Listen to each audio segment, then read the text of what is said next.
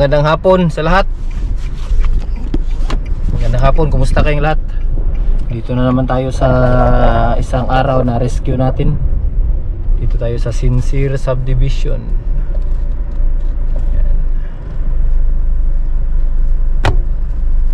Dito tayo sa may Katalunan Pequeño, Barangay Katalunan Pequeño. May tawag tayo ngayon. Isang rescuehan natin na isang bahay. Ayan.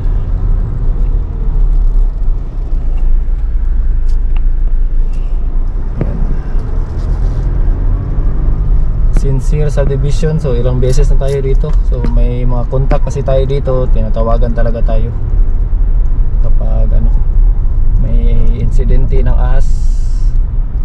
Dito tayo pa kaliwa. Punta tayo ng basketball court. So matatandaan nyo, dito tayo nakakahuli nung isang gabi na malaki na cobra nila Sir Adrian. Ayan. Thankful. So, kumusta? Galing kami ng ano, nag-grocery ng anak ko. Ayan, kasama ko yung anak galing sa school. Hindi ko na ibaba yung vlog natin kasi parang maliit lang to.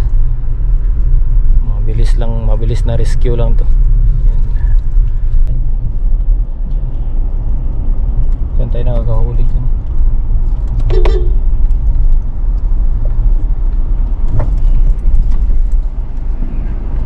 Naantay ko yung tawag ng ano, contact natin. Saglit lang mga idol. Dito na tayo. Hindi ko na ano, baba. Ang hapon sir. Asa dapat? Narad to. Naog dyan. So tayo mo ano. Narad timing kayo. Narad ko dyan sa ano. Dito tayo. Tama ko yung anak. Dito tayo. Hindi ko na ibaba yung ano. Asa sa gikan? Bukas ko balik kita ako. Nanaana sa Rio. Ano nga diri? Pang bunal bawa lagi. Suksok dia lalong.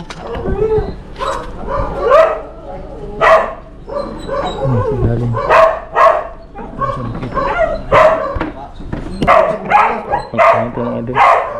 Ano pa nang ko niya barihan? Oh, siguro. Maak mo. Parang nasalin. Ako hindi bisirita ng tubig, uman gawas.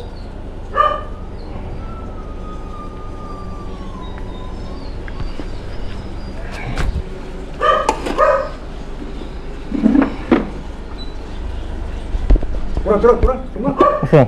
Kita na. Lalu ka.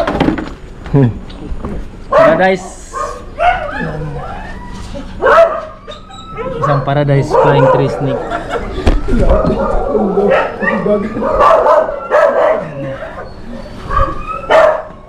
Isang paradise flying tree snake. Ano na siya kanang tree snake. Paradise flying tree snake. Wala nila.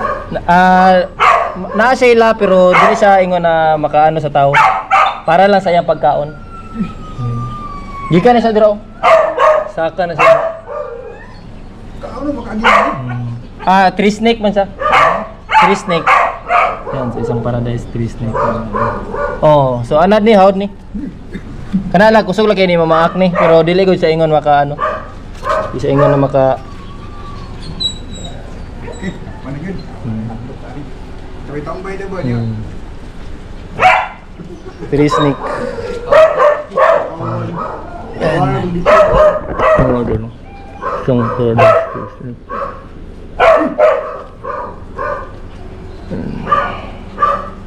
Ni lalo.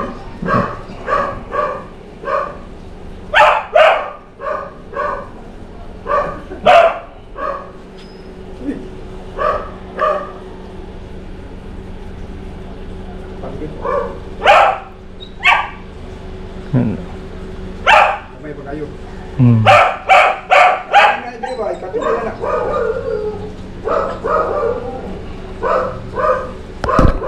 So ayan, ito na yung na-rescue natin na isang paradise. Hindi ko na binitawan kasi ang lakas kumagat. Ang agat. Kuya na yung ulo. Usually talaga yung Paradise natin talagang ano, napaka-defensive.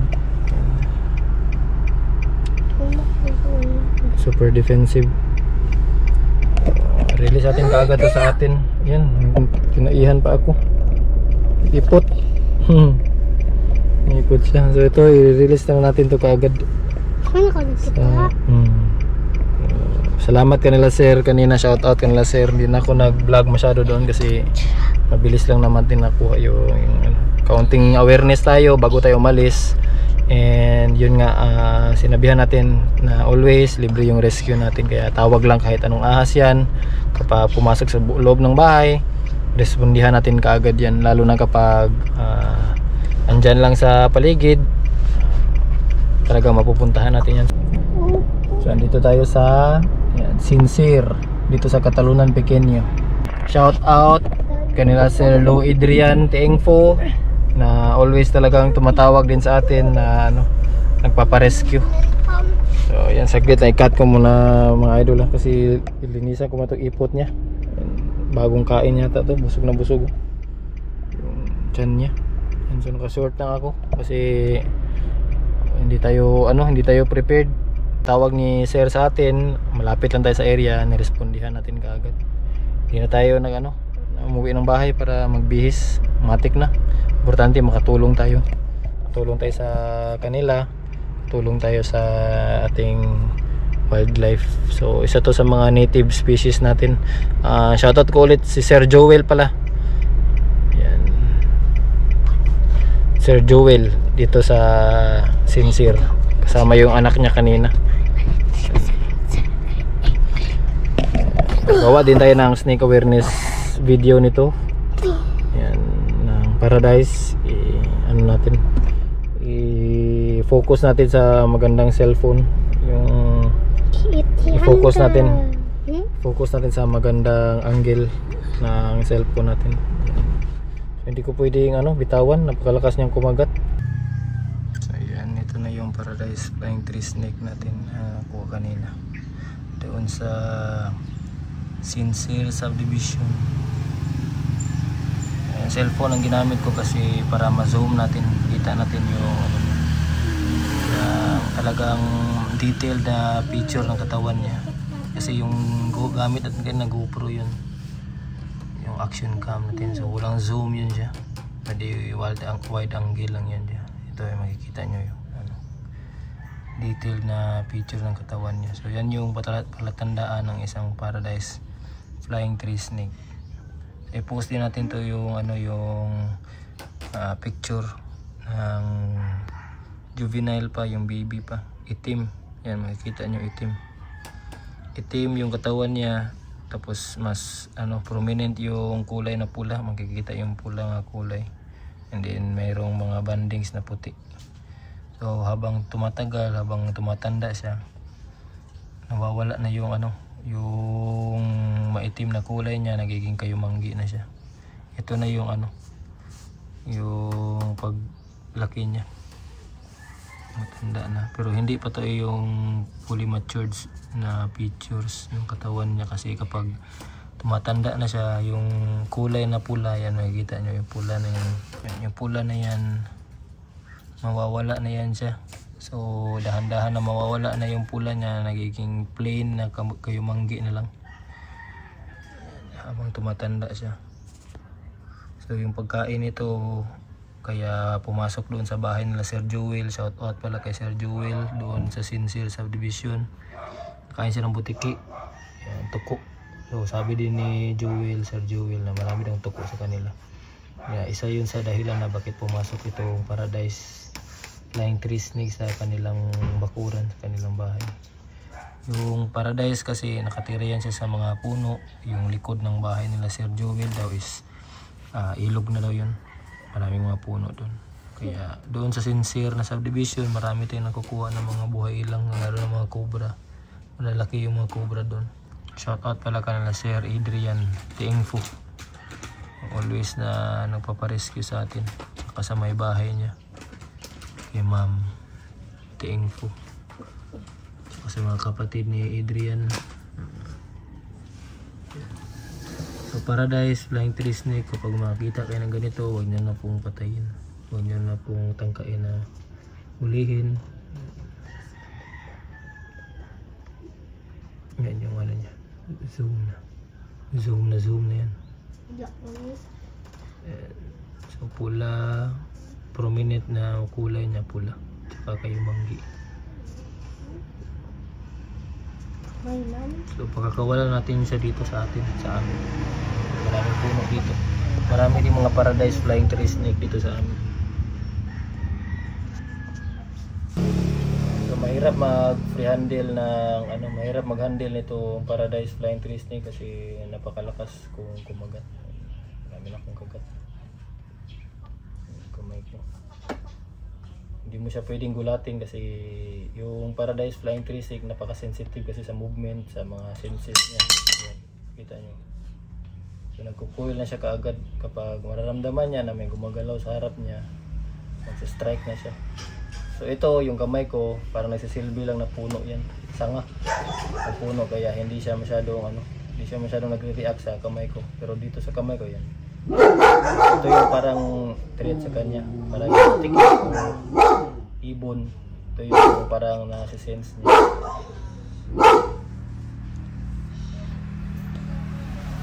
Kapag nasa puno siya, ganito lang yung gagawin niya kapag pag nasa nakalambitin lang siya, nanghahanap siya ng mga butiki, mga tuko, mga tree frogs. So yung niya, yung toxicity nito, considered na mildly venomous siya, pero hindi naman siya talaga fatal sa tao. Yung kanyang venom para lang sa mga prey niya, mga tuko.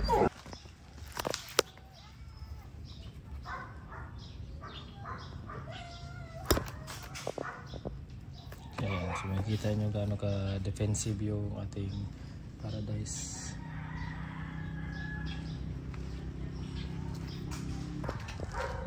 Ayan, so ito na yung parte na papakawalan na natin tong paradise flying tree snake natin.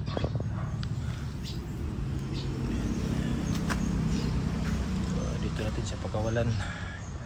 Shout out.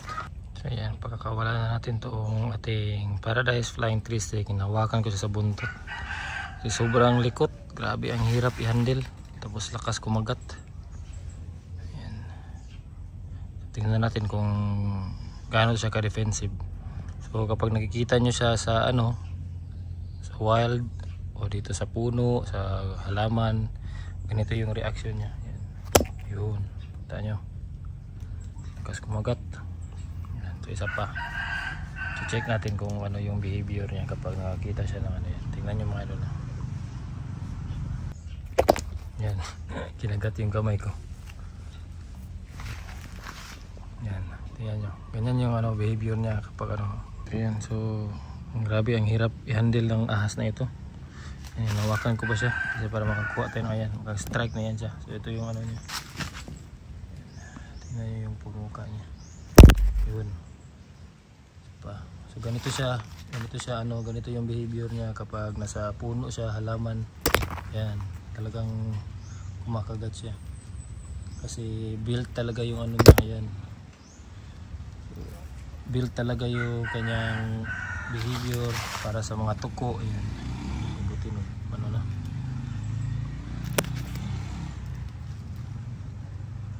tingnan niya. Ayan. So napaka-sensitive niya sa sensitive niya sa movement.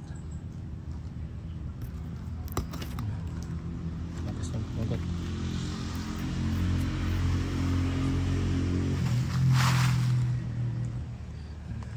So kunin ko muna siya ng magandang picture dito mga idol. So dito sa amin maraming mga paradise dito, paradise flying tree snake.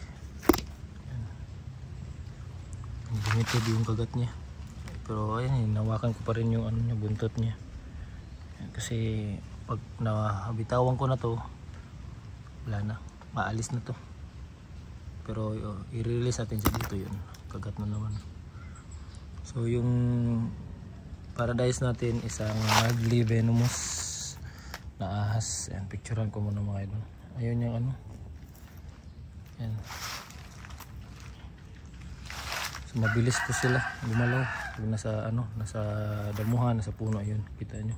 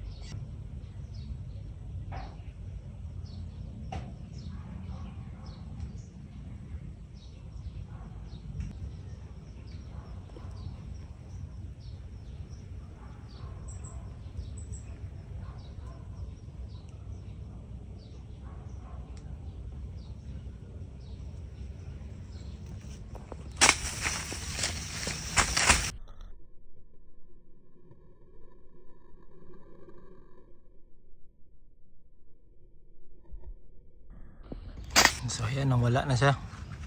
Ang bilis niyang ano, wala. So dyan siya kanina, hinabol ko kanina yung nakita nyo, tumalon siya. Ayan. So maraming salamat, hanggang dito na lang yung vlog natin. Patuloy tayo sa pag ano, protekta sa ating wildlife, sa ating natural resources, ating mga ano, buhay ilang, kasama na yung mga ahas. Kaya ngayon, always see to it na makapagtawag kayo sa amin kasi libre yung rescue dito sa Davao City. Maraming salamat. So ayan, doon na yung paradise natin. Ayan. So dito ko lang nirelease yan sa amin banda. So shout out ulit kanila Sir Joel kasi meron tayong natulungan na naman na isang ano, residente. Meron din tayong natulungan na buhay ilang, hindi napatay kasi narespondihan natin kaagad. So win-win situation, yun yung sinasabi ko. Ligtas yung mga tao sa loob ng bahay, yung may-ari ng bahay, tsaka ligtas din yung buhay ilang natin, yung wildlife. So win-win situation. Yan. Ewan ko na kung saan na siya banda. Umakyat na siya doon. Doon siya nawala kanina. So hindi ko na siya nahabol, papunta siya doon. Tapos umakyat sa puno. So hanggang dito na lang yung vlog natin. Maraming salamat mga idol. Ayan. Ayan, so dito yung area namin sa mga hindi pa nakakaalam. So, maraming puno, maraming paradise dito sa amin. Kaya safe na safe siya dito. Hindi siya delikado. Ayan. Ayan, subscribe nyo kami mga idol.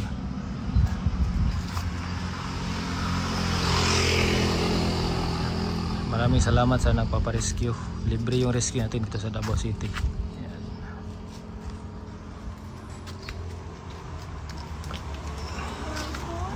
Hanggang dito na lang yung vlog natin. Ayan. Bye bye. Maraming salamat.